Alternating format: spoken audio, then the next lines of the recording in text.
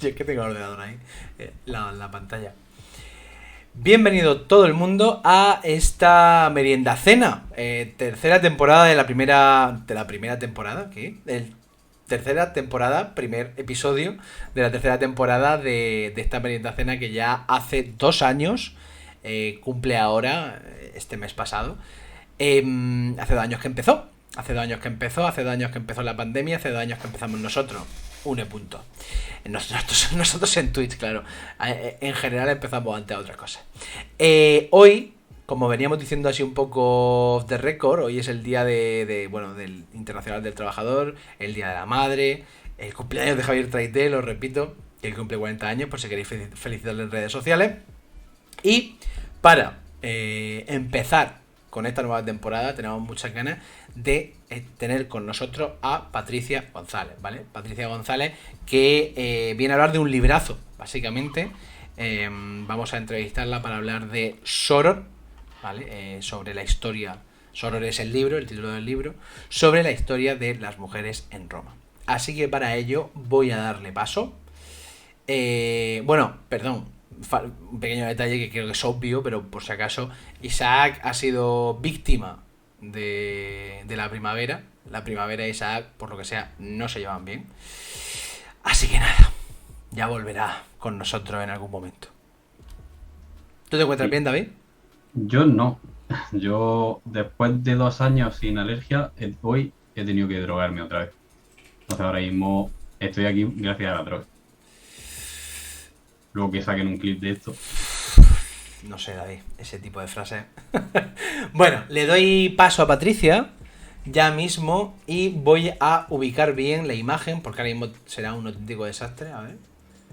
Ah, pues no, creo que se va a ver medio bien. A ver, ¿se me oye? ¿Se me ve? Se te oye perfectamente. ¿Nos Perfectamente. Vale, oyes? perfecto, perfecto. Sí, os oigo, os oigo. Perfecto, pues dame un segundo. O sea, voy a darle un poco de vida a esta movida. Es que no te creas tú que es fácil controlar las tecnologías estas. Vale, así está bonito. Muy buenas, Patricia, ¿cómo estás? Bien, bien. Me acaba de dar una lumbalgia del copón, así que si me veis removerme un poco es por eso, pero por lo demás bien. Bueno, bueno. Pero bueno, lo importante es que estás bien, que estás aquí. ¿Cómo ha ido hoy el día, bueno, internacional de los trabajadores? ¿Va bien? Ya currando, soy una vergüenza para la clase trabajadora, pero bueno, ¿qué se Yo, le va a yo hacer? te compenso, he estado en el sofá casi todo el día, así que una por otra. Bien, bien, me parece correcto. Bueno, Patricia. Patricia, como decía antes, viene. Bueno, vamos a hablar de muchos temas. En general, pues evidentemente de la mujer en la antigua Roma.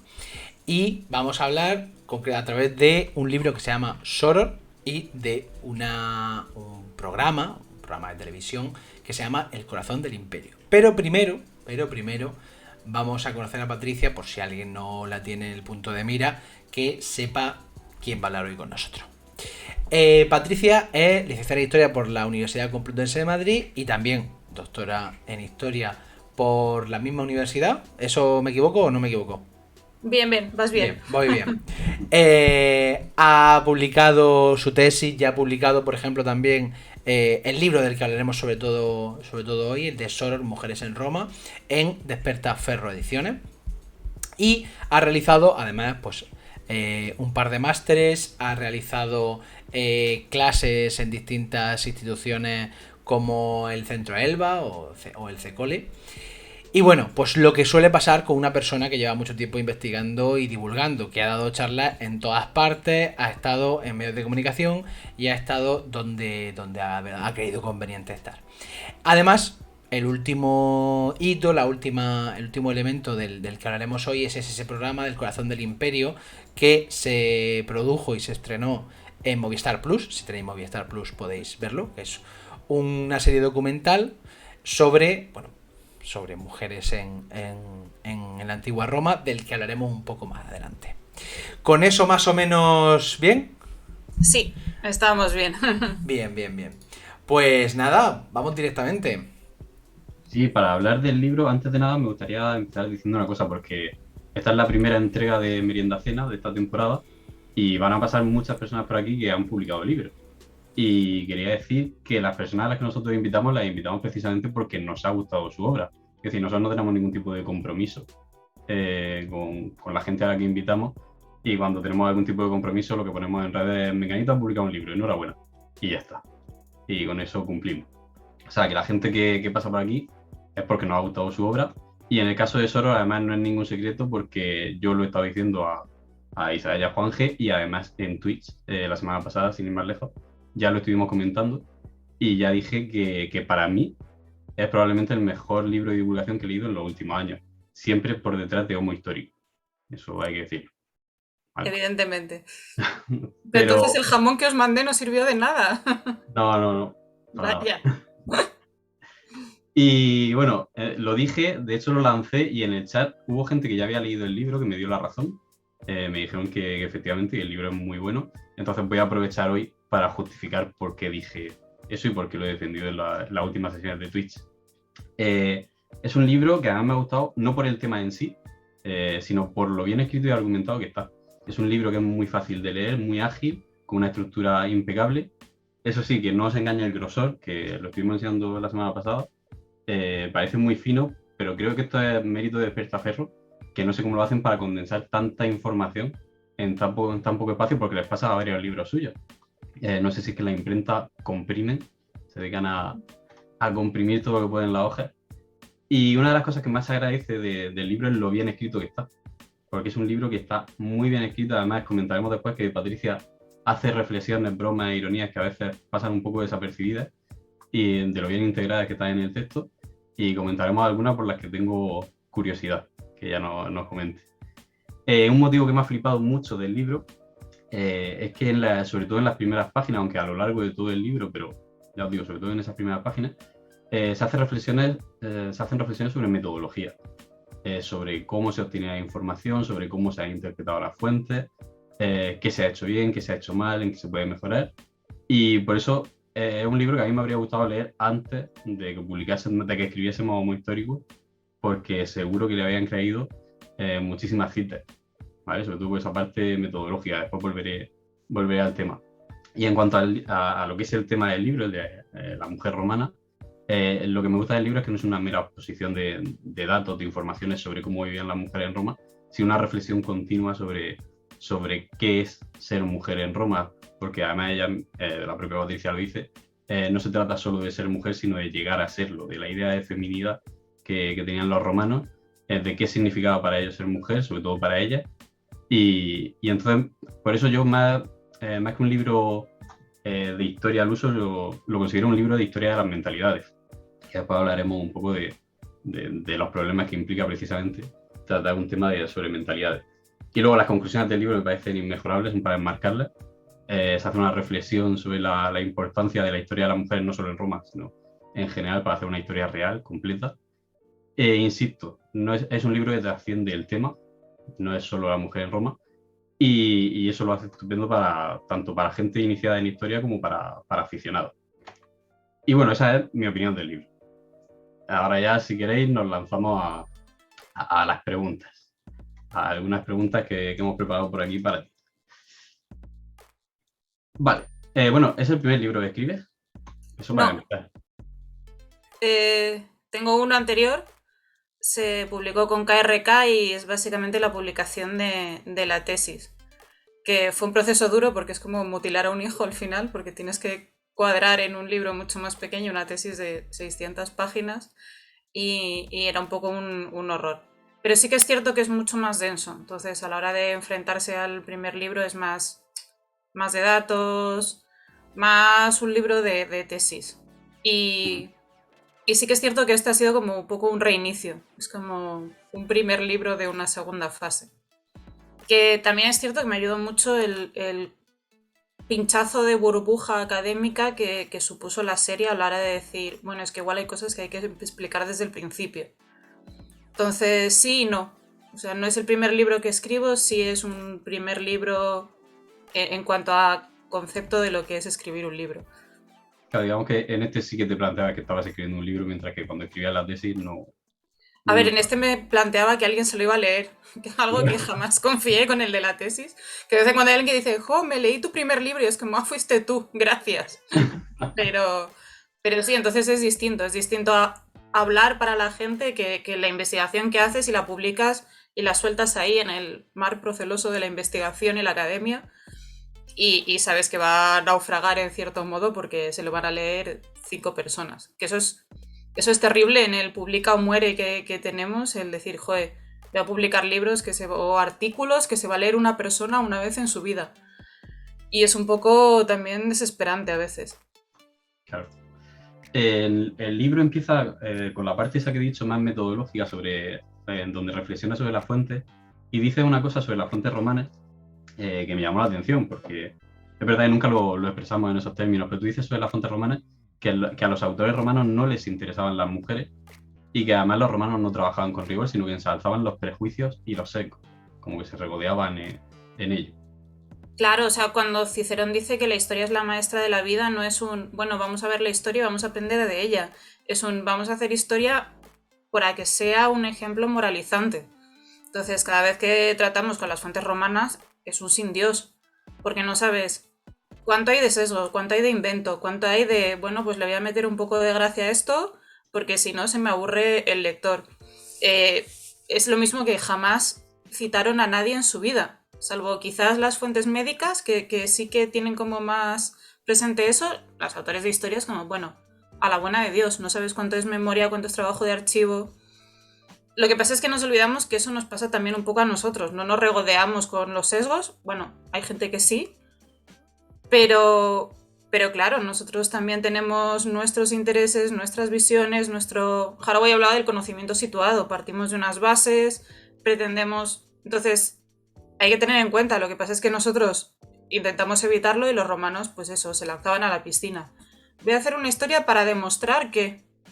Entonces, está Virgilio, que te hace la Eneida, que todos sabemos que más o menos, pues, eso no pasó, pero luego está, pues, Tito Livio o Suetonio, que te parecen como muy serios, además luego te los ponen en Yo Claudio, y tú dices, sí, claro, esto tuvo que pasar así, si hay una serie y un libro, bueno, ya está, hasta las últimas consecuencias. Y luego es muy difícil cambiar eso, porque parece que como llevan 2000 años muertos, tiene que ser verdad, porque si llevan 2000 años muertos y seguimos leyéndolos, pues ya está. Y es como, pues no. Igual también podemos ciscarnos en sus muertos y saber que tenían sus intereses y ya está.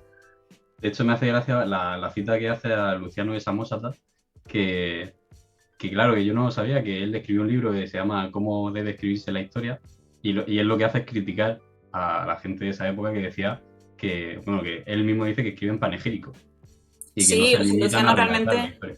claro, Luciano realmente escribe una pataleta de así no hay Dios que trabaje, es que os lo estáis inventando, lo sé yo, lo sabe todo el mundo, porque aquí no tengo yo... Que luego Luciano hace lo mismo y se inventa las cosas un montón, que dices, bueno, pues hasta dónde llegamos. Entonces dicen, no, si yo soy el más honesto del mundo. Pero sí es algo que también tenemos que tener en cuenta que muchas cosas de las que nos damos cuenta ahora, hubo autores en el pasado que también se dieron cuenta, que no eran tontos. Es decir, estas cosas que decimos, bueno, no, ahora con 2000 años de perspectiva sabemos esto. Y seguro que hay un romano diciendo, ojo, es que esto pasa. Pasa también, yo que sé, incluso con el papel de las mujeres. Plinio lo dice, una de las pinturas de qué injusto que fuera mucho mejor que sus compañeros y llegamos ahora y solo en las galerías de arte solo hay cuadros de sus compañeros. Es decir, ya se dan cuenta de, uy, igual estamos metiendo la pata con esto y... Y pues es que, bueno, como la inmensa mayoría se la sudaba mucho, pues así ha llegado lo que ha llegado. Ese es un primer problema que te encuentras a la hora de abordar estas cuestiones, porque primero están las fuentes romanas, pero luego está también la interpretación que hacemos de la fuente. Y tú pones una cosa que yo me he dado cuenta de que nosotros, como Ad Absurdum, y yo concretamente, hacemos continuamente sin darnos cuenta. Y es que extrapolamos lo que pueda decir un autor a la categoría, lo elevamos a la categoría de creencia popular, ¿no? Como si Galeno dice esto, es que los romanos pensaban que esto era así, cuando a lo mejor, y me lanzo a la piscina, es como si en el futuro alguien estudia la mentalidad en torno al COVID con las entrevistas que le hicieron a Miguel Bosé. Claro, sí, yo por ejemplo cuando doy las charlas en los coles le digo, bueno, ahora imaginaos que cogéis solo OK Diario y el diario.es e intentáis reconstruir la historia teniendo solo esas dos fuentes o solo una de las dos. Pues igual no es fácil. Y luego además que nos perdemos que hay otras fuentes. Es que hay muchas veces que nos limitamos a los textos escritos y a los textos escritos de siempre y casi nos da más información las recetas, cartas, los grafitis de puerta de baño que lo que dicen los autores. Y hay veces que te das cuenta que dices, joder, igual hay ideas que nos parecen muy locas y sí calaron muchísimo, e ideas que nos parecen muy sensatas y nadie les hizo ni caso.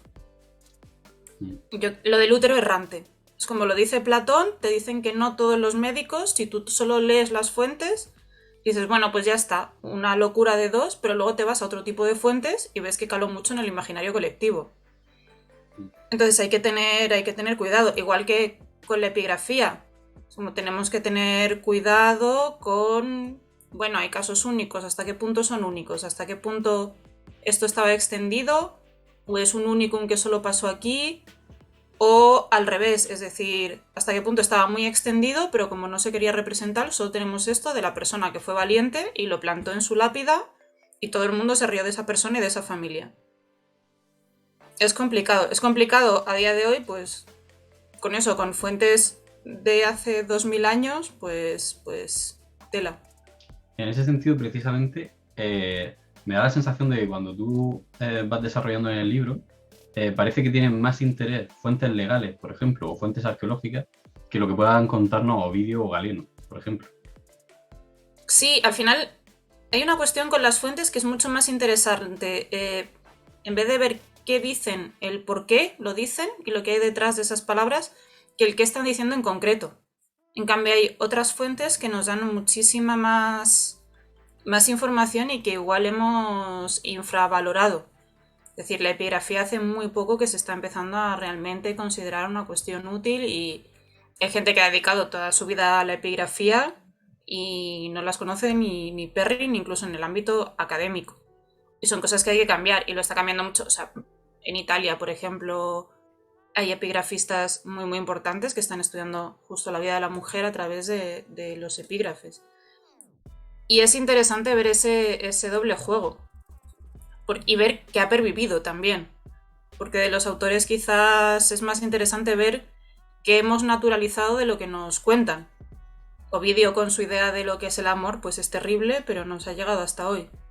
Y en cambio el derecho es espantoso de leer, pero sabemos que son casos reales. No sabemos hasta qué punto son casos únicos, porque es un poco como Estados Unidos, que se crea jurisprudencia, entonces hay casos que se ve claramente que eso no podía ser algo común. El caso del custos ventris. Una pareja que se divorcia, el marido dice que la mujer está embarazada, la mujer para quedarse con los hijos dice no, yo que va embarazada, yo jamás. Y entonces le ponen un vigilante que va detrás para que no aborte, no dé el cambiazo, y es tener 9 meses a alguien vigilando a la mujer, luego tiene que parir en una habitación cerrada con una sola puerta, con 3 testigos, es demasiado follón, es decir, no podía ser lo habitual. Pero sabemos qué pasó, porque está ahí y está recogido. Entonces, eso sí da una cierta validez al asunto. Lo has citado antes, pero por cerrar un poco la cuestión esta más metodológica, ¿podrías explicar a alguien completamente ajeno a la materia? Porque además es un concepto que dices, que nombras tú a lo largo del libro, pero que también lo nombra en la introducción Marga Sánchez Romero, que por cierto es la autora del prólogo, y es nuestra próxima invitada. Me refiero al concepto de conocimiento situado. Sí. ¿Nos puedes explicar qué es?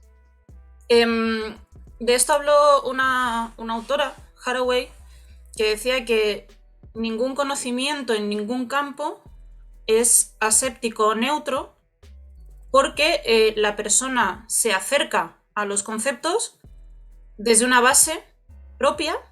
Es decir, yo tengo un lenguaje que condiciona mi forma de pensar, tengo una serie de prejuicios que condicionan mi forma de pensar, tengo una serie de conceptos sociales que he naturalizado y por tanto no me planteo.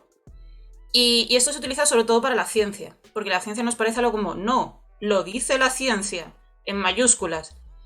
Y es mentira, la ciencia ha dicho muchas cosas a lo largo de la historia porque quien hace ciencia es un humano que vive en una sociedad, que tiene un idioma y que tiene unos prejuicios. Entonces, tenemos que ser conscientes de que cualquier conocimiento humano es cultural. ¿Por qué? Porque lo hacemos desde la cultura. Es que es eso, incluso el idioma. Hay un ejemplo muy bonito que es cuando se describía las células sexuales, el óvulo y el espermatozoide. Tradicionalmente el óvulo era una cosa pasiva, que flotaba, que esperaba al espermatozoide, mientras que los espermatozoides eran ágiles, rápidos, corrían y luchaban por llegar. Y en esa misma forma de describir algo, cuando son dos células que ambas se mueven y no se mueven de igual forma, hay mucho de cómo concebimos el género. De la pasividad femenina mientras la actividad es algo masculino. Y es algo que nos afecta hasta eso, a la hora de escribir. Que en historia tiene un largo recorrido historiográfico en cuanto a alguien se le dijo, oye, todos somos subjetivos y la historia no puede ser objetiva porque la estamos escribiendo y al escribir creamos un relato. Y al crear un relato somos subjetivos y estamos dando una visión. Es que no se puede hacer historia objetiva. Porque aunque soltases los datos, estás seleccionando una serie de datos. No estás soltando cosas ahí en bruto. Aunque la primera historia social lo intentó hacer. Decir, ala, ahí tenéis los datos, apañaros.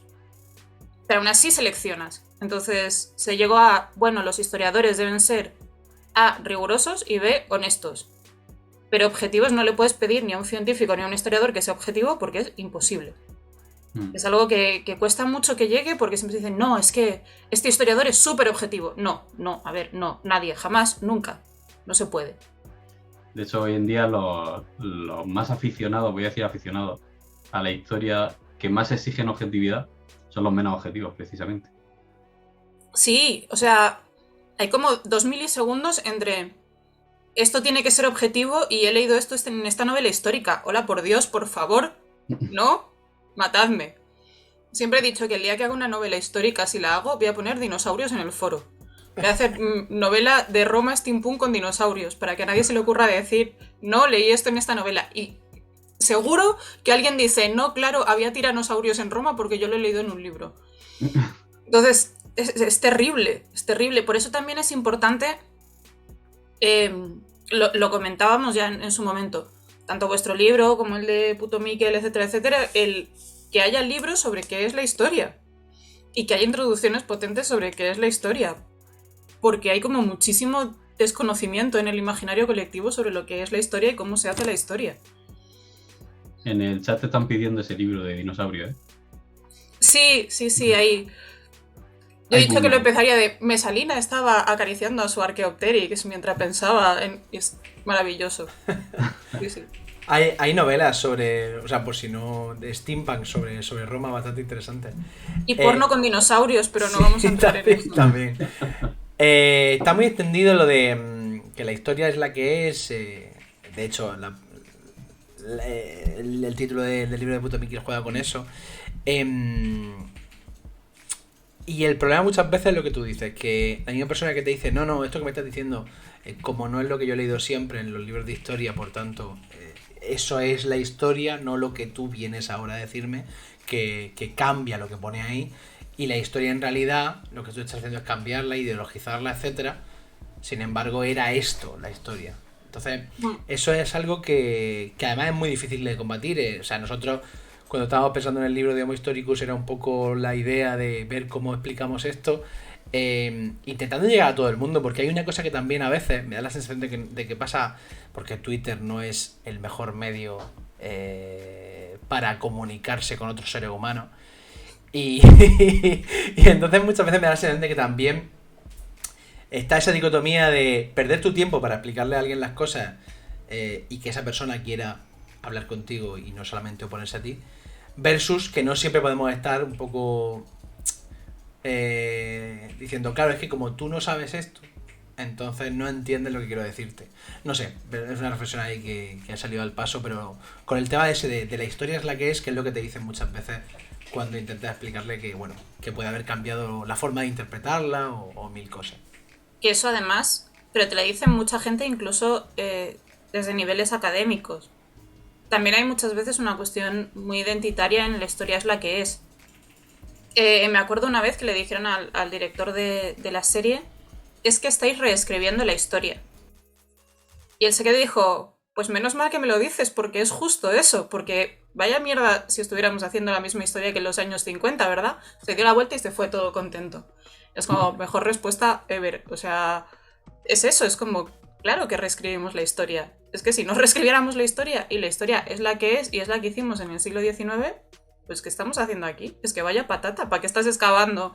¿Para qué estás investigando? ¿Para qué? Pues claro que hay que reescribir la historia. Que muchas veces con la historia de las mujeres ni siquiera es reescribir la historia porque no nos da tiempo. Es simplemente añadir la parte que no se escribió. Es como ojalá llegáramos al punto de estar continuamente reescribiendo la historia y no solo ahí intentando empujar un poco la frontera de la historia. Pero sí, me asombra terriblemente el tema de que alguien diga que es malo reescribir la historia. ¿Por qué?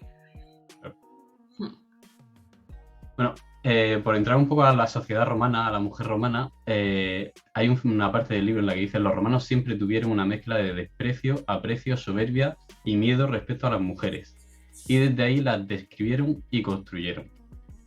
¿Existe alguna forma fácil de explicar cómo es posible que conviva esa idea casi divina de la mujer, de la maternidad y demás en Roma, con el completo menosprecio a lo femenino? Claro, es que al final las sociedades son complejas. Son complejas y una cosa es lo que escribes como ideal moral, lo que tienes como ideal cotidiano y tu vida cotidiana. Es decir, para un romano tiene muy claro cuál es el modelo y el contramodelo de una mujer, esa mujer, esa matrona, prolífica, que sea sumisa, porque claro, a las mujeres ya se sabe que les falta un hervor, no acabaron de cocer bien, entonces son un poco tontas y un poco débiles, tienen que saber asumir ahí su rol. Pero claro, luego tenían madres, hijas y hermanas. Y claro, si el novio de tu hija se pone chulo, pues vas y le cruzas la cara. Entonces, todas las sociedades, lo que pasa cuando vemos el pasado es que muchas veces nos olvidamos de esto, algo que hoy nos parece muy normal, que es que no todo el mundo en la sociedad piensa igual, que hay distintos ideales y distintas moralidades, que la moralidad de Amancio Ortega no es la misma que el del señor mendigo que está en la puerta del banco, y que tú puedes ser muy machista, pero a tu hija la quieres con locura. Parece que en el pasado no, que en el pasado el ideal moral es lo que pasaba y ya está. Y no es cierto. Entonces, conviven el infanticidio con la persona que llora a 3 años porque se le ha muerto un bebé. Tenemos un caso incluso de un aborto tardío, se ve que el parto fue mal o el feto se murió y tuvieron que practicar un aborto, y reconstruyeron el fetito y lo enterraron con todo el cariño del mundo. Y eso convive con que te naciera el niño y lo tiraras a la basura. Entonces es necesario que lleguemos a esa comprensión de que no todo el mundo pensaba igual, no todo el mundo quería igual, e igual que hoy conviven las familias tremendamente abusivas con familias súper cariñosas y las muy estructuradas con las desestructuradas, en Roma también. Y respecto a la mujer es un tema muy complejo, porque tu mujer es la mejor, pero la del vecino es una prostituta, y la mujer tiene que estar sometida, pero mi mujer tiene más dinero que yo y le tengo que hacer la pelota para que me financie el negocio. Y eso convive en las fuentes, la epigrafía y tal. Lo que pasa es que nos confunde porque pensamos que cómo va a ser las dos cosas a la vez. Pero perfectamente. En ese sentido hay otra creencia popular cuando hablamos de Roma, que es el desapego en la familia romana, en las relaciones familiares, sobre todo hacia la mujer y hacia los hijos. ¿Eso es un mito o una realidad? Es ambas. Se llegó a hablar, de hecho, de toilet chill, de los niños como algo a quien nadie tenía aprecio y que eran objeto continuo de maltrato. Y ya luego eso se empezó a matizar. Hay que tener en cuenta que los romanos no pueden tener las mismas expectativas respecto a los niños que tenemos nosotros, pero tienen un 50% de mortalidad infantil.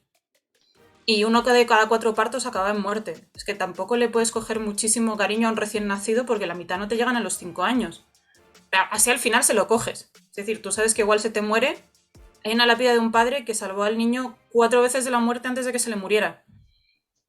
Y le dedicaron un epitafio bastante largo, diciendo, joder, qué pena.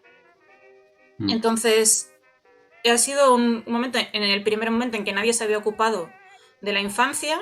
Hubo un primer momento de la investigación de decir, no nos hemos ocupado y es un mundo terrible, he visto cosas que tú no creerías jamás, y luego la matización de, bueno, también había padres cariñosos. Eso sigue pasando hoy. Hoy se combina en muchas sociedades el que unos padres pueden ser terriblemente cariñosos, pero curiosamente el quinto hijo siempre se les muere. Había un estudio, creo que era en Jamaica, sobre probabilidad de sobrevivir según tu posición en la familia. Los primeros hijos estaban en el 90%, los segundos en el 80%, y a partir del tercero, curiosamente, y nadie sabe por qué, bajaba un 50-30%. Ellos jamás te dirán que matan a sus hijos, pero ese infanticidio indirecto de sí, es que no quiere comer, no sé por qué está llorando, es que... Y curiosamente se me mueren todos. Convive con una ideología de yo a mis hijos, vamos, daría la vida por ellos. Entonces hay ahí una mezcla particular también. Pues Juanja es un milagro que siga vivo.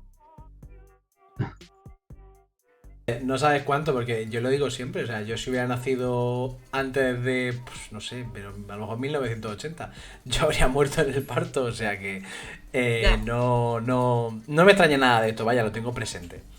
No, si te lo decía por el hecho de ser el tercero. Ya lo sé, pero vamos, que tengo muy presente lo de la muerte infantil, lo digo mucho en clase, o sea, a veces es complicado a chavales pequeños porque se sorprenden mucho y dicen cómo puede ser eso, porque claro, están acostumbrados a vivir en un mundo muy distinto al que le estás narrando, explicando, intentando acercar, y solo con eso me tiro un rato explicándoles, no, mira, es que la mortalidad ahora es como es por todo esto y antes era como era porque no tenían todas esas cosas, porque ese tipo de conocimiento no médico pues no se tenía, etcétera. Entonces, bueno, pues es un poco lo que... Perdón. Cuando doy charlas en los coles los mato a todos. Le digo, a ver, empezad a levantar la mano, los que hayáis nacido por cesárea, los que tal, todos muertos. Y me acuerdo que una vez se salvó uno de toda la clase. Y luego les hace otra cosa que es votar cuál de las dos imágenes es perejil y cuál es cicuta, y palmó ahí. Y es como, bueno, que sepáis que habéis muerto todos, ya está. No ha habido supervivientes en esta clase. Ahora que lo has sacado, te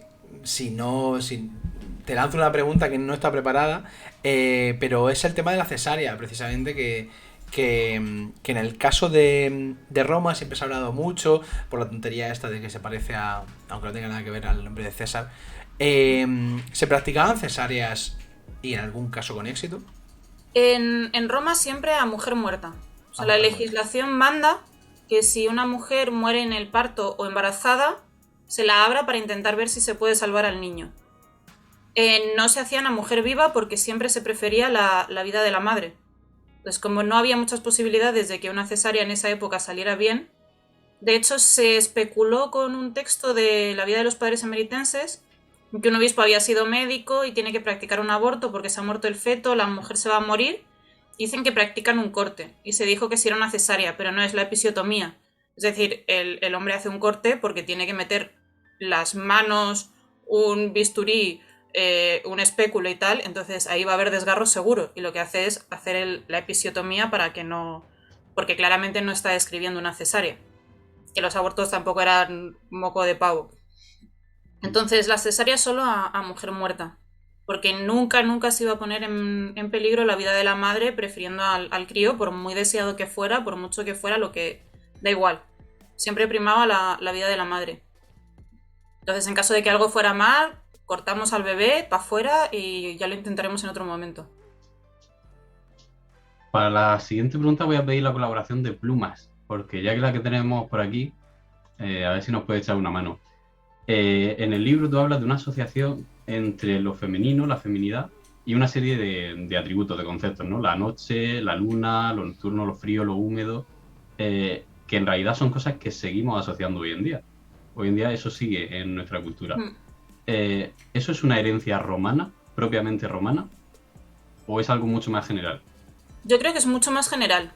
Y además es que esa especie de organización en binarios es muy típico de todas las sociedades en que el género es binario.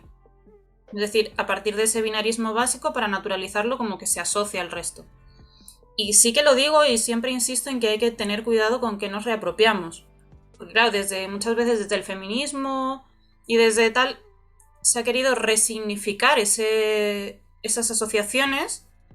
De hecho, bueno, pero en realidad es guay que la mujer esté asociada a la naturaleza, a la emocionalidad, a la noche, a las brujas, a la luna, porque tiene como un aire místico y además es como, no, pero es bueno que las cosas sean emocionales, o el ecofeminismo de asociación a la naturaleza.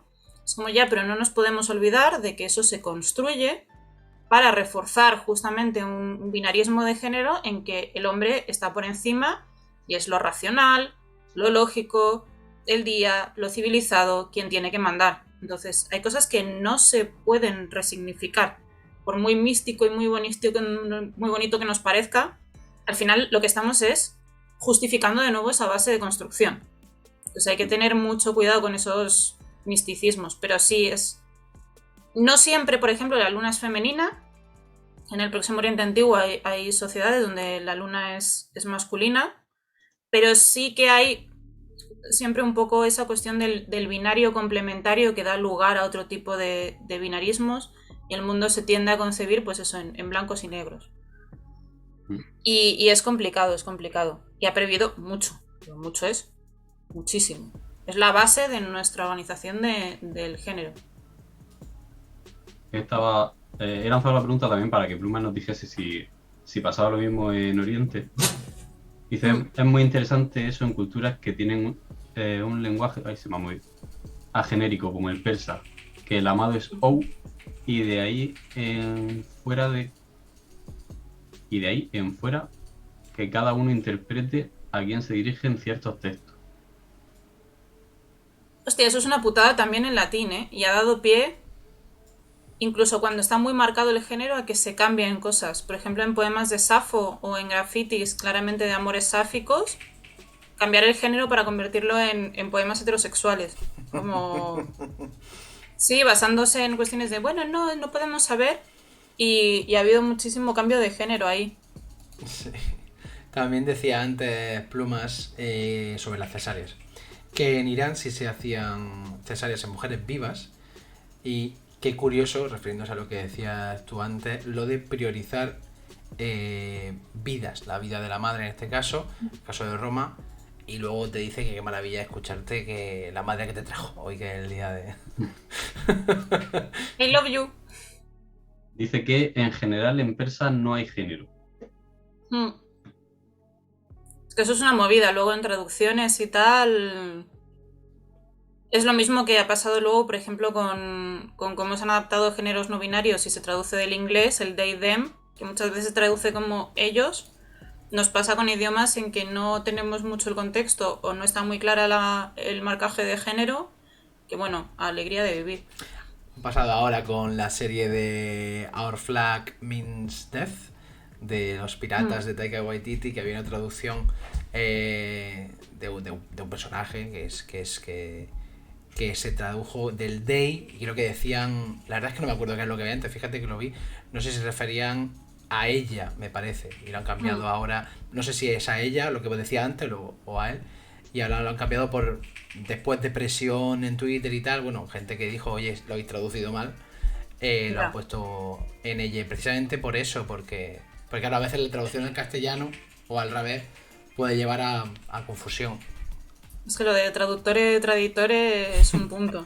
Es decir, también es complicado, que no siempre la culpa es del traductor y del doblador y de tal, sino la presión de a lo mejor en un momento dado, porque ahora hay que lidiar con muchas cosas. Es decir, hay el trabajo de mucha gente, no está el trabajo solo del traductor, sino luego todas las revisiones, etcétera, etcétera. Claro. Otro temazo que me he encontrado en el libro es la cultura de la violación, que ya nos van a cancelar por hablar de cultura de la violación. La cultura de la violación en Roma, y voy a leer un fragmento tuyo que a mí me rompió. Dice, cada cambio de época, política o simbólica, empieza con una violación. Estamos hablando de las épocas de historia de Roma. La de Rea Silvia por parte de Marte, que daría a luz a Rómulo y Remo. El rapto de las Sabinas, que marcaría el inicio de una ciudad en comunidad con sus vecinos para el imaginario mítico de los romanos. La violación de Lucrecia, que acaba con la monarquía. Y la muerte de Virginia da paso al estallido del conflicto patricio-plebeyo. ¿Por qué esa obsesión por la violación? Es que en realidad además la explicación es como aún más chunga, porque en realidad como las mujeres no acaban de ser del todo individuos, son más parte de la familia y de la comunidad, el cuerpo femenino es el símbolo perfecto para la comunidad. Entonces el ataque al cuerpo femenino se entiende como una cuestión de opresión o de derechos. No existe el consentimiento en Roma. Quien tiene derecho a poseer, posee. Es decir, lo de Rea Silvia es una faena para Rea Silvia, pero nadie le dice nada a Marte, porque Marte es un dios, tiene derecho a tomar lo que le salga de las narices. Igual que el problema de las Sabinas se soluciona mediante el matrimonio. Oye, sí, te he secuestrado, te he violado, pero como me caso contigo no pasa nada. Que eso desapareció de la legislación europea entre los años 60 y 80 del siglo pasado, ¿eh? Que tampoco nos creamos que... Y es eso, el ataque, la violación por parte de un tirano a una mujer es el símbolo perfecto de cómo la tiranía está violando al cuerpo cívico. Igual que luego todas las intrigas políticas de la Casa Imperial se van a describir siempre en un lenguaje de adulterio. Mesalina, Julia, etcétera, etcétera, siempre son adúlteras, nunca son intrigantes. Nunca te montan un golpe de estado, lo que hacen es cometer adulterio. Y lo hemos leído de forma literal, pues eso, porque yo Claudio está ahí y Mesalina siempre va a ser esa Mesalina. Y de Juvenal diciendo que se prostituía. Pero claro, la mujer siempre actúa políticamente a través de su cuerpo porque no tiene una identidad cívica propia del todo. Es decir, nunca va a tener nombre propio, de hecho.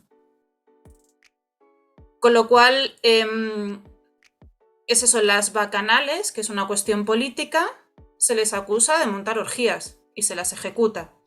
Siempre va a estar presente en Roma que la actuación política de la mujer va a tener que ver con su cuerpo. Y es terrible, es bastante terrible como idea, cuando de repente caes en por qué pasa y cómo se leen estas cosas, es como, uff, vaya. En el chat, Kaisar SPK dice, ¿puede haber ahí también una especie de infantilización de la figura femenina? Dice, al final parece que la sociedad debe proteger como menor a la mujer frente al mundo.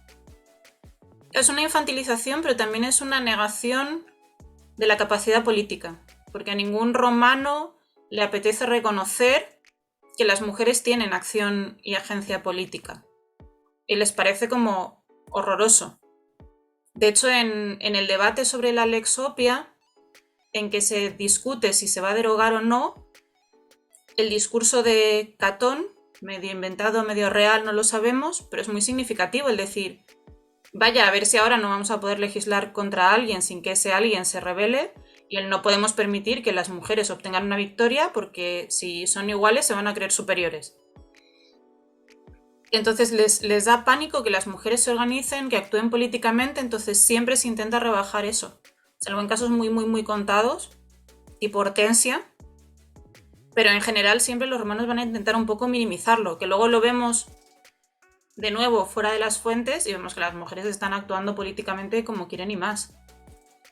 Pero nunca desde el abierto y nunca desde lo oficial.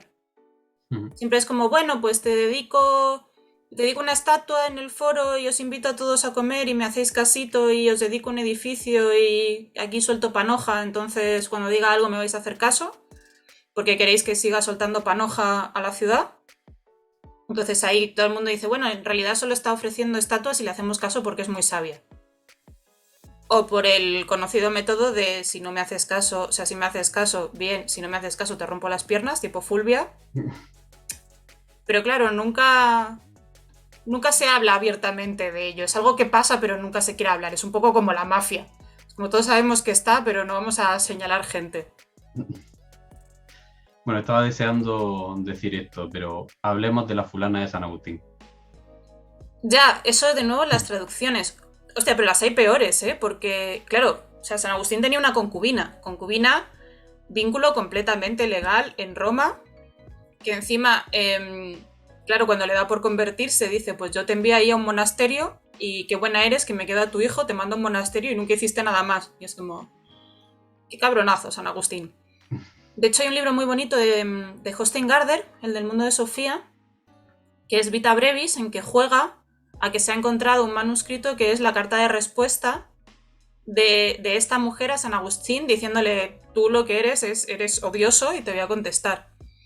Y claro, normalmente se traduce como concubina, como pareja, pero en el BAC, en la Biblioteca de Autores Cristianos, se tradujo como fulana. Es como tenía una prostituta ahí porque no se reconoce la legalidad de ese vínculo. Porque no vaya a ser que San Agustín fuera, pues eso, el cabronazo que mandó a su cuasi esposa y se quedó al hijo. Entonces es mucho más fácil dejarla de fulana. Pero es que luego en alguna traducción de los evangelios hay una carta, no de los evangelios, bueno, ya de las cartas de todo el Nuevo Testamento, en que se habla de Junias, famosa entre los apóstoles. Entonces, claro, eso al traductor no le cuadró para nada y dijo, bueno, hay algunas que te ponen la nota de era famosa entre, porque claro, era muy buena, pero no era uno de los apóstoles, y otros que dicen, aunque parece un nombre femenino y normalmente es un nombre femenino, aquí no, es un nombre masculino, porque ¿cómo va a ser un apóstol si es mujer? Y es como, te has coronado, que es de nuevo el sesgo, el cambiar el género a veces, porque como si no te cuadra, pues estará mal la fuente y no es que tu prejuicio pueda sobre... Pero sí, pobrecilla. Recomiendo mucho el libro de Hostingarde, Vita Brevis. El caso de San Agustín me llamó mucho la atención porque tú lo citas simplemente, pasas por encima, pero en realidad es muy ilustrativo, porque al final lo que estamos diciendo es, en su momento, ella era una concubina, que como has dicho, era una unión legal, eso estaba reconocido, era un papel que existía, y de repente a partir del siglo XVIII, siglo XIX, empiezan a traducirlo como fulana, y prefieren el término fulana al de concubina. Claro, por no dejar mal a Agustín. Es que Agustín en realidad hizo la sucia. Es decir, lo que hizo estaba realmente feo. Y claro, no es lo mismo el decir, bueno, tuvo una iluminación, dejó de pecar y se transformó, que decir, abandonó a su mujer, le robó al hijo, porque tenía el derecho legal a hacerlo, y se piró. Y además, claro, es un concubinato, es vivir en pecado y es... Pero claro, para los romanos es algo completamente legal. Y además... Era concubinato porque San Agustín no quería comprometerse porque se iba a casar con otra muchacha a la que también abandonó. Es como, San Agustín es uno de esos personajes que me cae casi tan mal como Cicerón o incluso más. Es que es terrible. Y tú lees las confesiones y habla, por ejemplo, de Mónica decir, sí, claro, pues mi padre le curtía el lomo día sí, día no, pero ella conseguía que no a base de pues no hablarle cuando estaba cabreado... Solo de decirle las cosas de forma muy amable, qué divertido todo y qué buena era mi madre por hacer eso. Y es como, en ningún momento se plantean, bueno, es que igual le tenías que haber dicho algo a tu padre. No sé, como cuestión básica. Porque tampoco estaba bien visto en Roma, ¿eh? Aunque el padre tuviera derecho de vida y muerte sobre sus hijos, sobre su esposa y tal, lo de canear de base a la esposa y a los hijos o matarla tampoco era una cosa que estuviera así como muy bien visto. De hecho, hubo intentos de linchamiento en Roma por cuestiones de estas. Entonces, pues sí, San Agustín, un pieza, un prenda, padre de la iglesia. Como tertuliano, pues ahí. Hay una pregunta que te quiero hacer que es muy general, pero que he interpretado a partir de... Sobre todo cuando ya estaba terminando el libro, después de haber leído todas las diferencias que había entre... o sea, las dificultades que tenían las mujeres, sobre todo de clase alta. Y si quieres me puedes mandar a la mierda, pero ¿era mejor para las romanas nacer en una familia pobre que en una rica? En una pobre no. Porque ahí había una cuestión de comer todos los días que no estaba nada asegurado. Ahora, que había mujeres de clase alta, de provincias, que tenían más libertad que las mujeres de la clase imperial, o sea, de la familia imperial, sí. Sí que es cierto que la familia imperial tiene unas políticas de matrimonio, de comportamiento, de tal, que eran problemáticas a la hora de la libertad personal de decisión. Lo que pasa es que al final, como siempre, el tener dinero te da mucha libertad. Pero ahí hay un punto, porque vemos eso, por ejemplo, en mujeres de clase alta pero de provincias, que dices, jo, qué cracks, pero es que cracks porque tenían mucha panoja para hacer lo que querían, entonces hacían lo que querían. O sea, ahí tenemos luego en época tardoantigua a Egeria, que era una monja gallega que decidió irse de vacaciones a Tierra Santa y enganchó...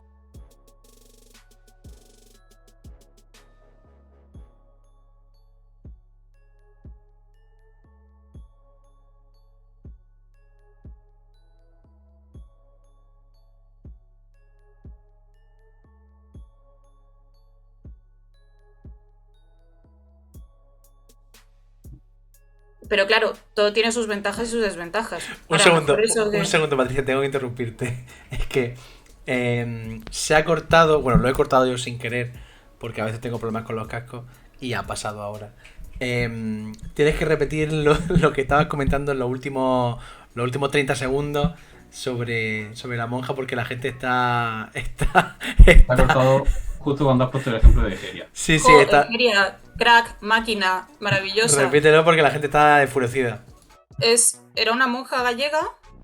O sea, sabemos que existió porque encontramos su diario. Lo que pasa es que estaba partido, no lo tenemos entera. Y la tipa decidió que iba a conocer Tierra Santa. Le dijeron, bueno, pero es que estás en Galicia, igual te pilla un poco lejos. Bueno, pues me cojo unas vacaciones. Ahí enganchó su burro y sus contactos, porque sabemos que tenía contactos para que en algún momento, por ejemplo, viajar con el ejército o protegida por unidades del ejército, y se mató a Tierra Santa. Y en Tierra Santa hacer turismo y conocer gente y pedir que le firmaran el libro. Y luego ya se volvió para Galicia. Muy divertido el viaje. Aquí hemos estado y ya está. Y dices, es que ole tu coño, porque es que en su época era largo el viaje. Y sí, se fue por Tierra Santa ahí, pues eso, de cenobia en cenobia, diciendo, ay, pues sí, he leído mucho de ti, qué maravilla conocerte. El pobre señor de en plan, ¿esta señora qué es? Pero sí, otra crack. El barroquista dice que tuvieron el original del diario en su museo. Jo, qué guay. Lástima que hayamos perdido parte. Es que la conservación es muy perra, ¿eh? Y que a saber qué ejemplos hay por ahí que hemos perdido. O sea, las memorias de Agripina, por favor. Sacrificaría a Suetonio por tener las memorias de Agripina. Pero sin pensarlo. Dice que lo de monja no está claro. No sé si eso... Sí. Parece que, o sea, por cómo escribe, cómo se mueve, tiene que permanecer, o sea, tiene que permanecer, no, pertenecer, no sé hablar. Ya es un poco tarde, llevo despierta desde muy pronto. A las 7 de la mañana la perra estaba pateándome la cara para salir a pasear, no me culpéis. Pero sí parece que tiene que pertenecer de alguna forma a la institución eclesiástica. Ahora exactamente cómo, pues ya lo presuponemos. Ya. Sobre todo por el afán ese de visitar cenobios y cosas. Pero sí, hay gente muy muy interesante en el cristianismo primitivo que nos estamos perdiendo. Es una época poco trabajada y es una maravilla. La pregunta que te hacía sobre las diferencias entre las familias pobres y ricas es porque a veces evitaban una cosa que te voy a leer de tu propio libro, porque me hizo muchísima gracia. Antes he comentado que tú utilizas muchas veces la ironía, el sarcasmo, y a veces un poco lo dejas, no lo dejas muy claro, como que lo metes ahí de puntilla. Y a veces haces una cosa que no sé si lo haces de forma consciente o simplemente te sale así. Y es que a veces el texto es muy efectista. Y me explico. Tú dedicas como 3 o 4 páginas a hablar sobre el matrimonio, sobre la boda, ¿no? En Roma. Y lo pintas muy bien. O sea, de hecho, llega un momento en el que a mí me gustaría ver una boda romana, porque lo estás explicando con todo su ritual y demás, y de repente a mitad del texto, mientras estás explicando eso, tú misma dices, todo resulta en una escena que parece encantadora, hasta que nos paramos a pensar que muchas de esas bodas tenían como protagonista a una niña de 12 o 13 años, cuyo novio tenía 30 y estaba acostumbrado a un sexo poco cuidadoso con esclavas y prostitutas. Sí, claro. Y menos, porque tenemos lápidas de niñas de 10 años muertas de parto y niñas de 12 ya casadas, porque era muy común que en los esponsales, que es a los 7 años, pues ya empaquetaran a la novia y la mandaran para casa del marido. Entonces el marido no se esperaba la noche de bodas para empezar a beneficiarse a su futura mujer. Y de hecho habla Suetonio de que a Nerón le gustaba imitar los aullidos de las muchachas al ser desfloradas. Entonces no era bonita la cosa. De hecho el digesto tiene que decir no puedes denunciar a tu mujer por adulterio antes de la edad legal del matrimonio. Entonces que había tipos intentando denunciar a niñas de 10 años por adulterio, lo cual significa que ya se la habían beneficiado y alguien más del entorno también. Eso es como bastante terrible. El otro día se me partió un poco el alma porque estaba con estas cosas. Entonces normalmente consigo como mantenerlo en tono bajo. Pero fue justo cuando estaba buscando una foto de una de estas muchachas y tú ves la lápida, es una muchacha de 14 años que se muere ya estando casada. Y claro, tú la ves con toda la parafernalia de una matrona, pero con una cara de niña pequeña, que es como, no sé, y de repente fue de estos días que estás bajo y necesitas ir a por el kilo de chocolate, o sea, de helado de chocolate y quedarte ahí delante del ordenador comiéndote el chocolate. Porque hay veces que es un poco terrible. Pero es igual que siempre lo digo con Libia y, por ejemplo, en El corazón del imperio insistimos mucho en esa Libia joven, justo por eso, porque tenemos la imagen de Libia de Yo Claudio, de la Libia anciana, intrigante, fría, y nos olvidamos de una Libia que a los 17 años había pasado por 2 matrimonios, un divorcio, un exilio, 2 hijos y un aborto. O sea, es que es terrible. Es que si se hubiera liado la manta a la cabeza y hubiera quemado toda la casa imperial, yo la apoyo a muerte. O sea, además, el segundo, que se casa embarazada con el tipo que había causado el suicidio de su padre. Es que es una historia terrible. Es que dices, poco se cargó. Es que tenía que haberlos envenenados a todos. O sea, tendríamos pelis de superhéroes sobre Libia matando a toda la familia. Y en cambio se queda como la asesina chunga. Y es como, no, a ver, vamos a verlo en perspectiva. Que probablemente además por eso no tuviera más hijos con Augusto, porque tuvo eso, un mal parto, un aborto tardío, un algo así, probablemente ya se quedara estéril, porque claro, has tenido 3 partos en 3 años a partir de los 14, pues aquello no hay cuerpo que lo aguante.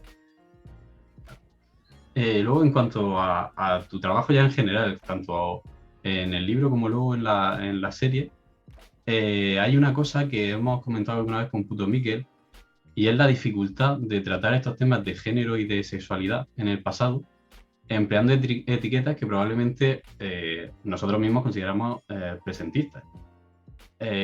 ¿Dónde está el límite? ¿Cómo lo podemos hacer para hacerlo bien? Es chungo y muchas veces lo hacemos, ponemos la etiqueta más para enterarnos nosotros, porque claro, por ejemplo en Roma, orientación e identidad de género está muy relacionado, porque no hay una orientación por género, sino por jerarquía. Con lo cual, el hombre que es pasivo se feminiza, la mujer que es activa se masculiniza y el límite entre identidad y orientación es muy difuso. Que seguimos manteniendo hoy con toda la plumofobia, el de no, yo soy el de masculino por masculino, yo no me van las locas con pluma. Pero claro, es muy complicado. Y luego es muy complicado ver, por ejemplo, en ciertos relatos que hay de romanos petando en la cabeza con una situación en particular, que entonces dan una explicación rara, o que hay, por ejemplo, de realidades de intersexualidad, realidades trans, etcétera, etcétera. Hay una historia de León de Tralles, creo que es, de una señora que el marido se fue mucho tiempo, entonces cuando volvió le dijo, mira, yo es que me da mucha vergüenza, pero me ha salido pene, me voy al ejército, ahí te quedas. Entonces, ¿qué hay de señora hasta las narices de su marido? ¿Qué hay de realidad trans o qué hay de intersexualidad? Parece que le ayudó un médico. Eso, aquello no acaba de salir, pero me ayudó un médico. Y me voy, porque ya, tengo pene, me puedo apuntar al ejército.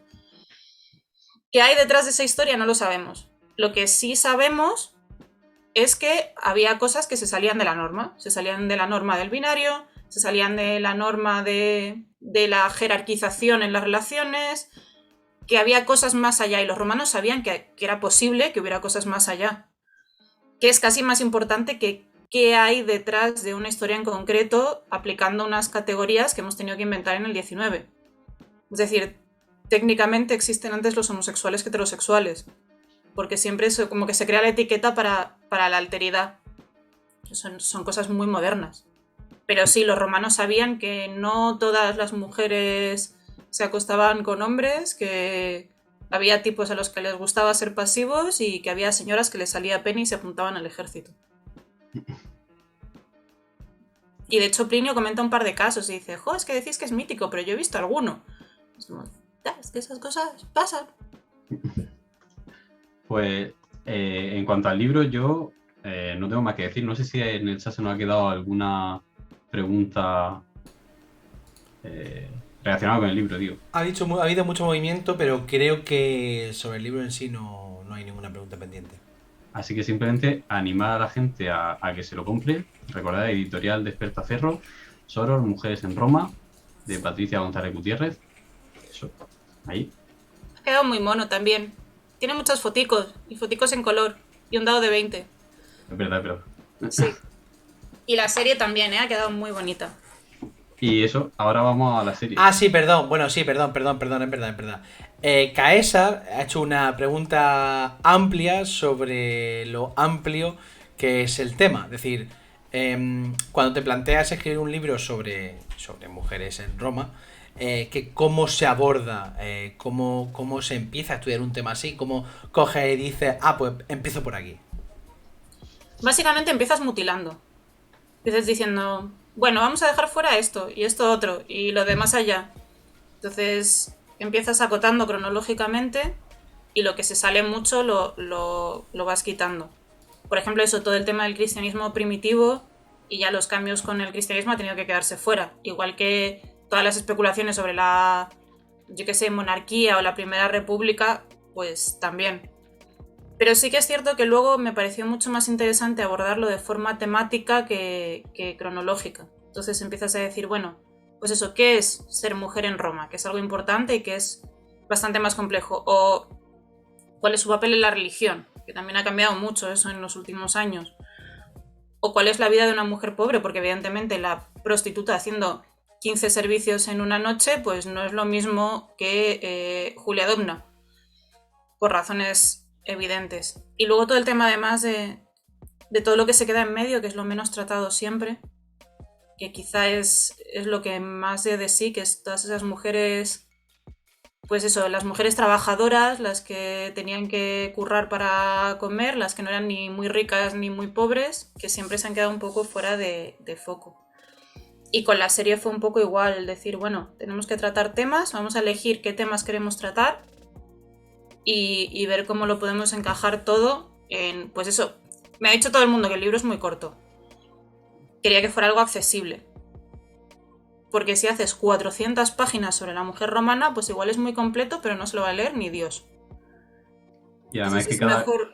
cada tema que trata da para un libro en sí. Así que Sí. El problema es eso, que si hago ese libro en 4 tomos, saber quién se enfrenta a ello. Y también hay que tener en cuenta que el lector tiene una paciencia y gente que no ha tratado esto en la vida, pues igual muere intentando leerse un tocho de 400 páginas. Entonces hay que elegir un poco y pues como siempre se selecciona un poco por intereses, por lo más significativo, por tal, y hay cosas que se quedan fuera. Pero bueno, yo igual no he puesto lo más importante, pero creo que he puesto algo lo suficientemente significativo como para que se entienda, pues eso, el que supone ser mujer en Roma y qué hemos heredado. ¿Qué nos supone a nosotros, desde nuestra sociedad occidental, todo eso que era ser mujer en Roma? le he escrito a Juan G. por privado porque voy a tener que abandonar urgentemente. Pero os dejo hablando de la serie y yo seguiré aquí con mi libro. Venga, hasta luego, David. Nos vemos. Hasta luego. Han quedado un par de preguntas más al final en el chat. Dice Barroquista, pregunta, que hizo una pregunta sobre el Egeria Gate, que si había en Roma contextos en los que fuese aceptable o incluso recomendable, entre comillas, que el padre matase a esposa o hijos. Muchas veces era recomendable cuando ya estaban condenados a muerte. Por ejemplo, en el caso de las bacanales, para no ejecutar a las mujeres en público se dejaba que los padres fueran los que lo ejecutaran. Entonces, y luego, por ejemplo, el padre o el esposo podían ejecutar a la mujer si la pillaban en adulterio flagrante. Entonces ahí también pues nadie les decía nada. Pero sí tenemos casos, por ejemplo, tenemos 2 lápidas, o sea, 2 inscripciones funerarias en que la familia se queja de maridos que han matado a sus mujeres así, pues por violencia de género. De a una la tiraron al Tíber y otro la mató con sus propias manos. Entonces sabemos que eso no estaba bien visto. Y de hecho, igual que el padre tenía la autoridad para matar al hijo en caso de que el hijo cometiera algún tipo de falta, tampoco estaba bien visto. Entonces, hubo un caso, creo que en época de Augusto, que un padre mató al crío por no sé qué había hecho, o sea, era completamente legal, pero casi le linchan en el foro. Sí. Tuvo que intervenir el emperador para sacarlo de allí con protección policial, casi. Explica Jerry Donner para hablar de los esclavos y la violencia que había contra ellos, que también pasaba, no lo mismo, supongo que la violencia sería aceptada de forma más amplia, pero que incluso en ocasiones cuando un amo era demasiado agresivo con sus esclavos, socialmente tampoco estaba bien visto si era gratuito y excesivo. Entonces, Claro, porque al final parte de la masculinidad hegemónica consistía en tener templanza. Entonces, un hombre que fuese excesivamente violento lo que estaba demostrando es que no tenía la templanza suficiente como para comportarse adecuadamente. Entonces no se veía bien que se ejerciera la violencia así porque sí. a las virtudes La cosa es romanas. que, claro, o sea, por ejemplo, el tipo este que le daba de comer a las morenas que tenía criaba morenas para la mesa, para comérselas. Y las alimentaba con los esclavos díscolos. Pues no estaba muy bien visto, porque yo qué sé, está feo.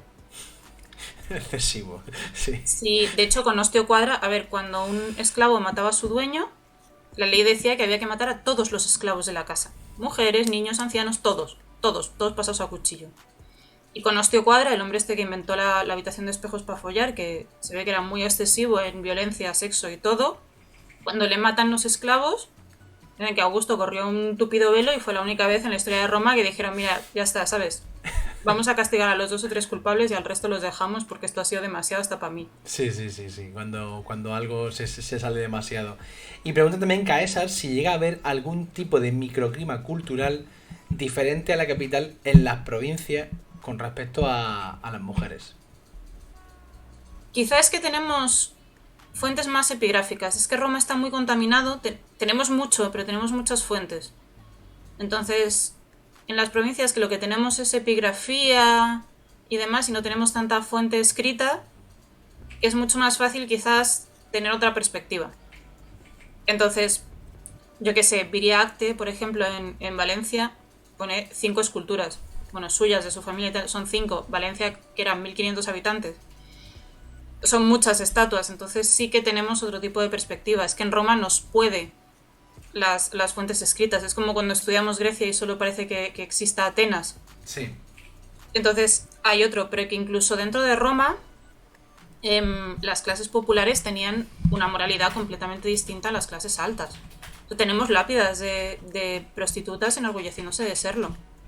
Hay una que es una mujer que había pasado a ser proxeneta, que había sido prostituta, se lo dedica a una liberta que era prostituta, y ellas dicen que no, que ellas se ganaron el pan con el sudor de su frente y que era un trabajo mucho más honrado que otros, que porque se iban a avergonzar de ser prostitutas. Claro. Y lo ponen. Y tenemos otro de una familia poliamorosa, de una mujer que vivía con sus 2 maridos, con sus 2 amantes masculinos. Y le dedicaron un epitafio grande llamándola virtuosa, honesta, bella y trabajadora. Entonces la epigrafía nos da otro rollo. Pasando a la serie documental, Al corazón del imperio, hay una cosa interesante del planteamiento. Bueno, la serie es una especie de... Tiene partes de ficcionado, ¿no? Hacen como la ficción de lo que se quiere contar, de lo que se quiere narrar, con una serie de actrices. Y luego también, al mismo tiempo, tiene la participación de diversas especialistas, diversas historiadoras que, bueno, pues explican, digamos, ya desde la parte más documental o como se entiende los documentales, pues cómo era ese pasado de las mujeres en Roma. Bueno, lo primero que te quiero preguntar es, bueno, ¿qué tal la experiencia? ¿Te gustó? ¿Repetirías? ¿Habría alguna cosa que dirías, esto a lo mejor no me gustó del todo? Lo que tú... Sí que me gustó mucho, sobre todo además que aprendí mucho. Aprendí el bajar a tierra ciertas cosas.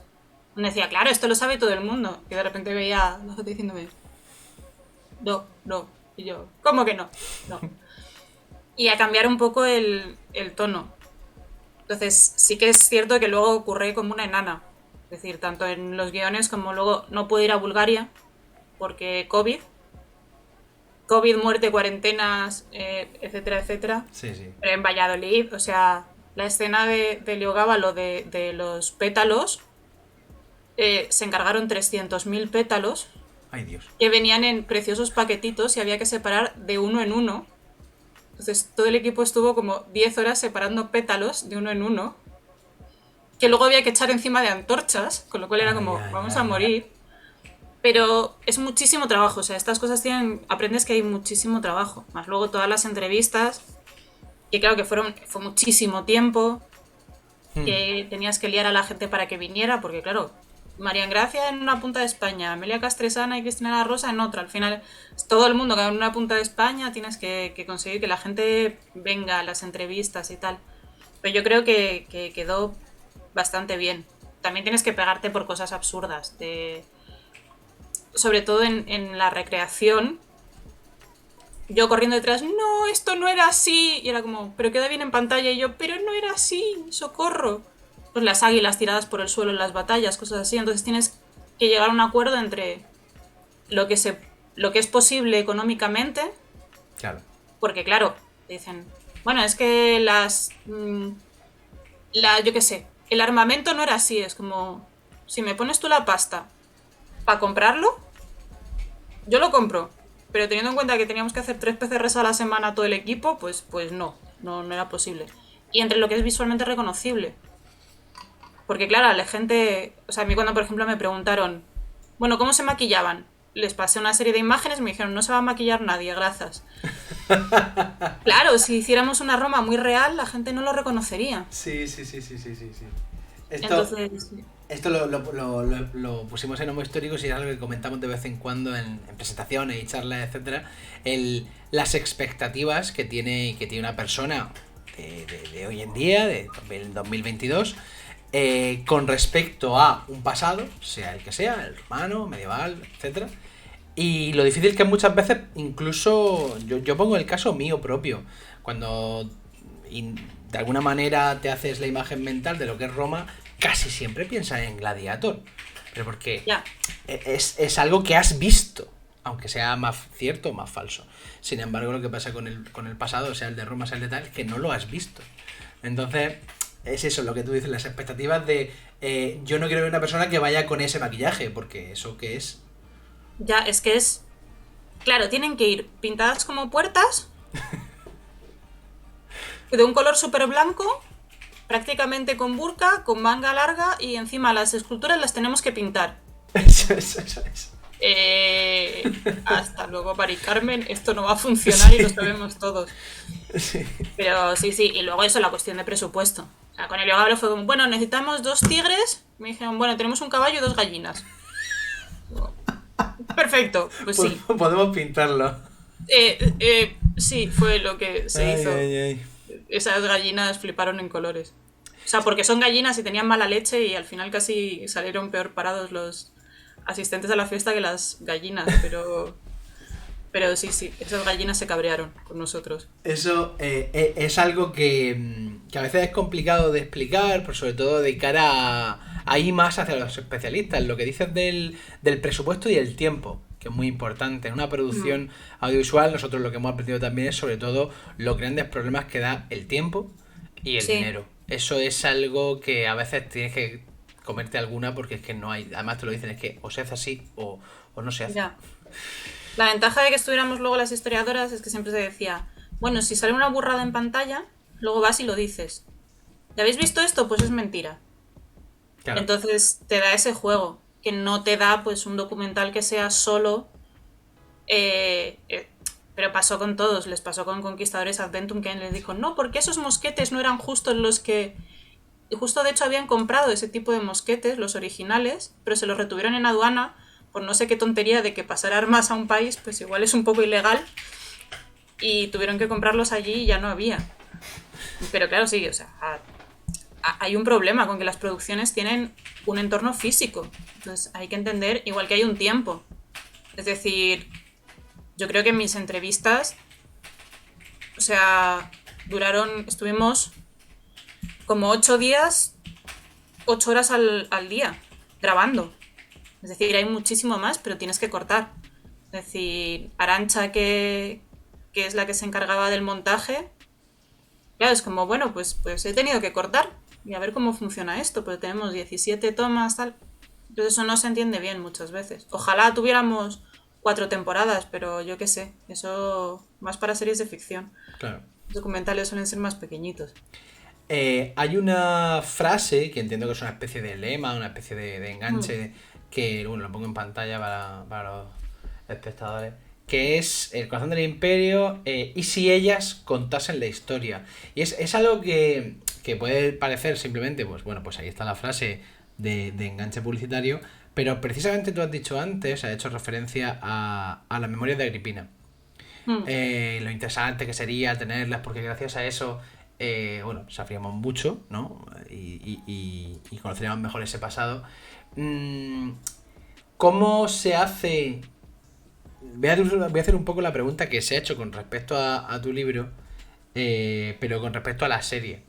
Cuando se empieza a plantear, teniendo en cuenta que la historia de Roma es muy larga y que la historia de las mujeres ha sido, bueno, ha desaparecido prácticamente a lo largo de la historia, ¿cómo se hace para dar la vuelta a algo, para reescribir, como dices, para reescribir la historia y hacer un documental que sabes que a lo mejor hay quien te va a decir esto os lo estáis inventando, esto es reescritura, esto es... ¿Cómo ignoráis eso? ¿Trabajáis con esa base? ¿Vais ahí? ¿Cómo planteabais? Alguien te lo va a decir como si no me lo hubieran dicho ya como unas 85 veces. Claro. O sea, digo, cuando lo vea y tal, claro. Concretamente. Nos pasó, por ejemplo, en la presentación del libro en el arqueológico, había venido también Isra, el director, y hubo un señor muy señor que además no se dirigía a mí, solo se dirigía a Isra, diciendo, bueno, es que de Fulvia hay lo que hay, entonces, ¿cómo hacéis para escribir una historia de Fulvia? Y claro, la respuesta es teniendo en cuenta que existe. Porque hay cosas que te cuadran cuando tienes en cuenta a Fulvia.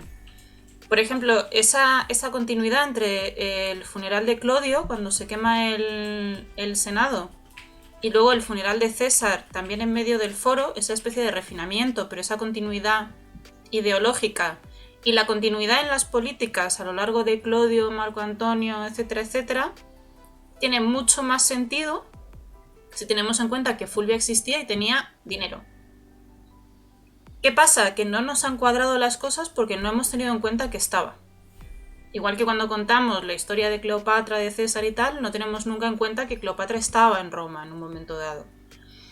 Entonces simplemente hay que aportar perspectiva. Porque cuando empiezas a buscar, encuentras. El problema es que cuando no buscas, puedes pasar por encima. Yo me acuerdo en mi tesis que una persona del tribunal me dijo, es que me he leído este párrafo unas 18 veces y no me acordaba de esto. O sea, lo he pasado por encima muchas veces. Y es eso. Lo que hay que hacer no es tener nuevos datos, que siempre vienen bien, pero tenemos muchos. Lo que hay es que aportar otra perspectiva. Y eso es lo importante, cambiar la perspectiva. Y ahí la cuestión de si la historia la contaran ellas. Es decir, bueno, vamos a empezar a contar la historia desde otro punto de vista. En vez de contar siempre la historia de César desde César, vamos a contarla desde esos personajes femeninos. De hecho, a César no le dejan decir una sola palabra en toda la serie. Y es muy significativo. Es como, ya hemos hablado mucho de César, César ha hablado mucho por su propia boca, vamos a callarle la boca un ratico y vamos a dejar que la historia se cuente desde otro lado. Pero está, o sea, las fuentes están. Y todo lo que está en la serie está en las fuentes. O sea, todo no todos los guiones, no todo el tal, pero sí está, la base está. Ya. Dice Caesa, hace una pregunta, dice aquí, como asesora histórica, que doy por hecho que es la parte importante del trabajo en la serie, ¿llegas a tener que dar instrucciones a los actores y actrices sobre, por ejemplo, según qué gestos son propios del contexto o la clase a la que pertenecía el personaje? En teoría no era mi trabajo, pero luego, como sí que fui, sí que de repente te venía alguna actriz y te decía, a ver, Patrick, cuéntame, pues yo de esto necesito un poco de contexto.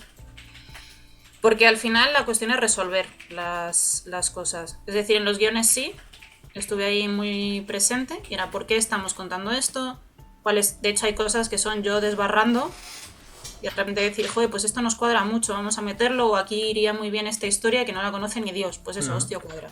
A mí me encanta la historia, pero no es muy conocida. Y los actores muchas veces, las actrices en realidad, los actores, pues yo qué sé, hay un par de personajes importantes, pero en general son ellas.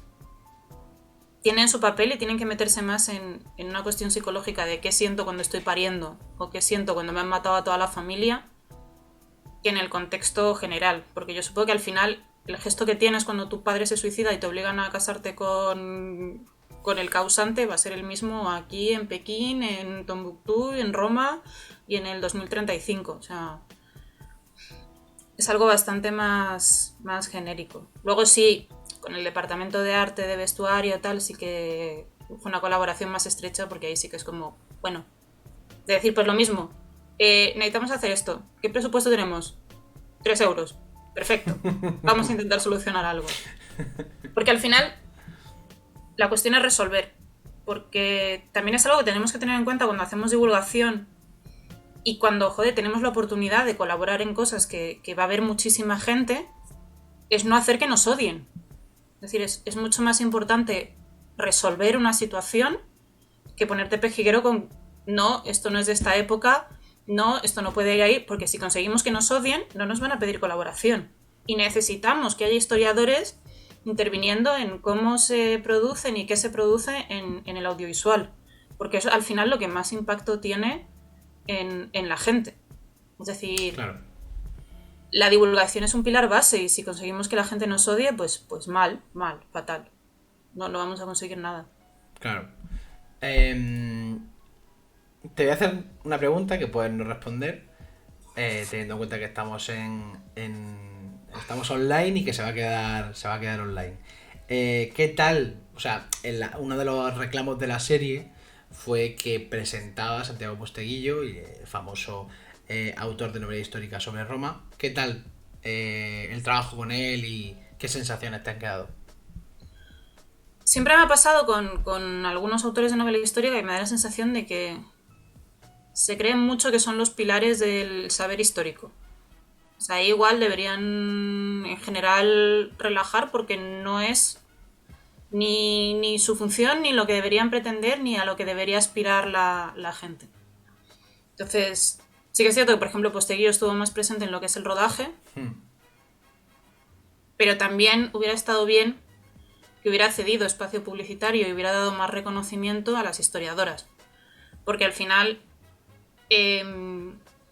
pasa mucho y eso sí que me molestó, dentro de que es obvio de que es un reclamo publicitario y tenía que actuar como un reclamo publicitario, que el trabajo es de mucha gente.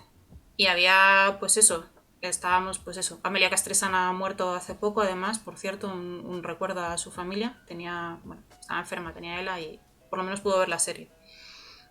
Pues eso, Cristina de la Rosa, Mireia Arder, María Gracia Muñoz Santos, que tienen un papel mucho más central en la serie.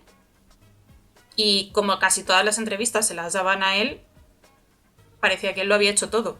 Que lo había hecho. Y es como, joder, que hay guionistas. Está Miguel Díaz Espada, que ha escrito también el libro del corazón del imperio, el que es el novelado de los guiones. Lo ha hecho él. El director se implicó muchísimo en todo. Había todo un equipo de arte, un equipo de maquillaje y peluquería. Hola, Marta. Y Marta y Oda ya estaban en peluquería y es gente que conseguía peinar una vestal en media hora. Y estábamos las historiadoras. E igual, cuando se habla de una cosa de estas, hay que dar un poco de crédito al equipo. Porque es mucha gente interviniendo para que las cosas salgan bien. Es eso, pues yo que sé, que 2 personas en peluquería consigan peinar a todo el mundo y que salgan las cosas bien. Arte que consiguió que todos los interiores se rodaron en el Museo de las Villas. Que además nos dio muchísimo apoyo logístico, el personal del Museo de las Villas es maravilloso. Y, por cierto, voy a hacer también publicidad. El Museo de las Villas es maravilloso, la gente es súper maja y os lo enseñan encantados. Y hostia, hubiera estado bien eso, el crédito. Porque él no va a vender 3 libros más, pero la gente debería conocer un poco. Pues a veces parecía que se estaba haciendo más publicidad a él que en realidad el equipo de la serie. Y el equipo es, pues eso, fue gente que se dejó la piel para que esto saliera. Además de eso, bueno, ya no encaramos el final de la entrevista siempre al final nos gusta dejar, bueno, pues un espacio, unos minutos para que si alguna cosa, si consideras que se ha quedado alguna cosa tanto de tu libro como de la serie en el tintero, o quieres hacer promoción de una charla que vaya a hacer pues en Calahorra, pues yo qué sé, tienes ahora el espacio para eso. Tengo un par de charlas, pero ya las iré anunciando. Entre marzo y abril ha sido un infierno de viajes. Así estoy con el lumbago, con todo. Me he comido horas de coche como si no hubieran mañana. Pero no, como he dicho antes, quizás el reconocer un poco el crédito a todo el mundo. Es decir, a Despertaferro por apostar por un libro con perspectiva de género y que podía ser polémico. Un beso a Iso, mi editora, que había cosas que me decía... Patri, no podemos poner esto de sujétame el cubata. Y yo, ¿cómo que no? No podemos. Y yo, sí podemos. Y al final lo acababa dejando, era como, Dios mío. Así que yo sé que ha sido un dolor de cabeza, la edición ha sido un dolor de cabeza. Y sí que es cierto que tengo que agradecer mucho tanto a, pues eso, Global Set, Movistar por confiar en mí, como eso, el Museo de las Villas, que se ha implicado un montón, y a Despertaferro por creer en este libro. Y por seguir dejándome escribir en el blog, que siempre hay reacciones, pues eso, del grupo de gente que se le sube el bracico así, pues no les suele hacer mucha gracia esto del género. Sí. Pero bueno, han sido 2 apuestas valientes y yo agradezco mucho porque además yo sé que no soy muy convencional, además. Entonces, pues suelto estas cosas en medio de la pantalla o en medio del libro y... Así que lo agradezco mucho. Arantxa, un beso por tener que cortar todos mis tacos, gracias. Eso hay que dejar alguno que siempre le da un toque a la charla. Alguno hay, pero me llegó y dijo: Patri, 5 veces dices que Cicerón es un asqueroso, te los he tenido que cortar. Pero bueno, las cosas pasan. Pues nada, muchas gracias por venir a... Bueno, pues por prestarte para pasar un rato, porque además eso, hoy es día 1, hoy es fiesta del trabajo, pues eso, llevas todo el día trabajando y la verdad que no da gusto terminar un domingo con esta chapa, pero lo dicho, muchas gracias por parte de los 3 y bueno, que sepas que aquí estamos para lo que sea. Muchas gracias a vosotros por invitarme y por vuestro trabajo y por vuestro libro, que es muy recomendable. Lo tengo también. Comprad este libro, que es de unos señores muy majos. Muchas gracias. Bueno, pues nada, estamos en contacto. Venga, chao, chao. Hasta luego. Hasta luego. Espectadoras, muchas gracias por estar ahí una semana más. Nos vemos el domingo que viene. El domingo que viene estará con nosotros Margarita Sánchez Romero, que no pudo estar por motivos de agenda, estas cosas que a veces pasan. No pudo estar con nosotros en las semanas anteriores, los Meriendas Fluzos, pero por supuesto no podíamos pasar sin tenerla con nosotros para comentar un montón de cosas que seguro que van a ser muy interesantes. Ya sabéis, hoy hemos hablado mucho de la historia, de cómo se escribe, de cómo se transmite, de todos esos prejuicios y todos esos vicios que tenemos cuando miramos al pasado, y que incluso hoy en día, que esto es algo que siempre nos llama mucha atención, que la historia se supone que es súper aburrida y que a nadie le interesa, y todos los malditos días tenemos un titular de historia en el que hay alguna burrada, normalmente por parte de algún político. Eso es una maravilla que no... en fin... Es que nosotros ya en el absurdo muchas veces ya es que pasamos, porque ¿para qué? Si es que todos los días hay una, y al final es propagar lo que no interesa propagar. Con lo cual, pues espero que la charla de hoy os haya resultado muy interesante. Seguid el trabajo de Patricia. Las redes sociales pues no le hemos puesto porque somos un desastre, pero podréis encontrar sus redes sociales en nuestro Twitter, que le hemos hecho en Red Digital. Así que seguidla, porque además hace reflexiones muy interesantes en las que utiliza la historia de Roma para hacer reflexiones incluso a veces sobre el presente, que siempre son, la verdad, que muy ingeniosas. Es algo que siempre da gusto leer. Así que nada, muchas gracias. La próxima semana espero que estemos los 3, si hemos sobrevivido, y si no, pues bueno, los que queden están aquí levantando el tenderete. Un abrazo a todo el mundo.